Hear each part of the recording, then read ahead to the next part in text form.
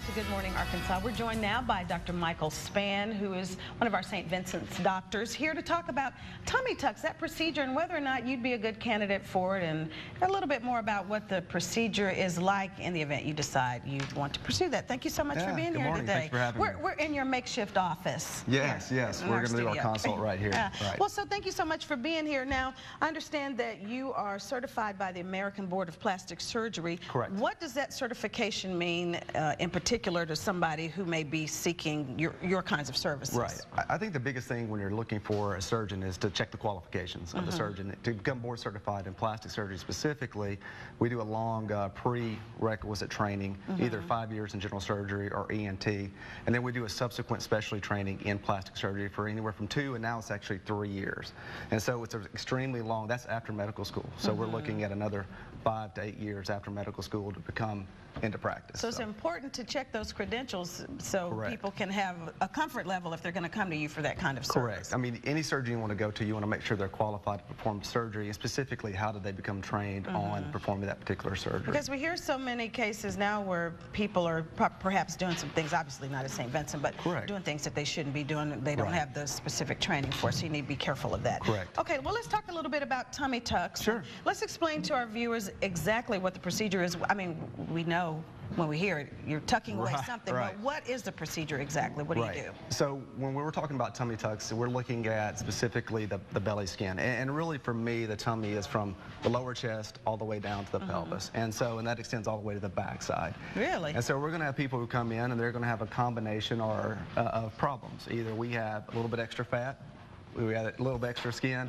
or we have a combination of both. And so the good tummy tuck candidates are those who have a little bit of extra skin and a little bit of extra fat. So, and we're going to try to place those patients into a procedure that fits them. And so, you know, we're trying to be honest about what can this procedure do for you. And so if we can do lipo and get that, then we do. If we need to remove the skin, then that's what's considered the tummy tuck. And so the majority of our patients are female, so as we have babies and our belly muscles are separated, the tummy tuck can actually repair those muscles as well as remove the extra skin. Okay, you said the majority, so occasionally you will have some male patients. Okay. Right. Tummy tucks are not exclusive just to female. We actually do a fair number of male patients too.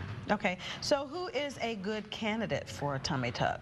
I think the best candidates are ones who, first of all, have realistic expectations. You know, a tummy tuck is not a weight loss procedure. A tummy tuck is a contouring procedure.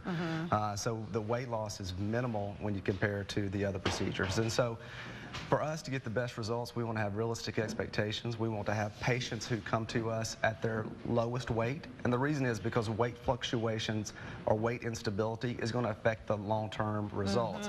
So we look at this as an investment. You know, you're investing your time, your energy, and your efforts into getting this result. And so we want to make sure you have the highest return on investment.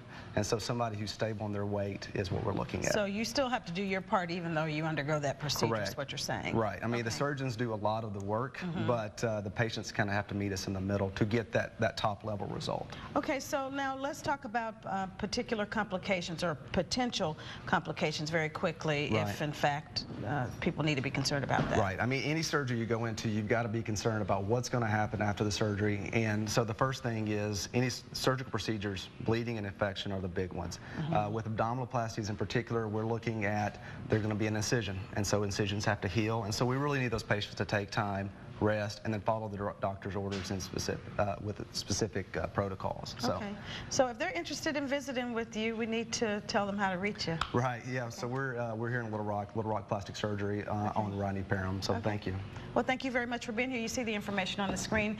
If you're interested in visiting with Dr. Spann for a consult, he can tell you everything you need to know. We appreciate you being here. Thank you, ma'am. Appreciate it.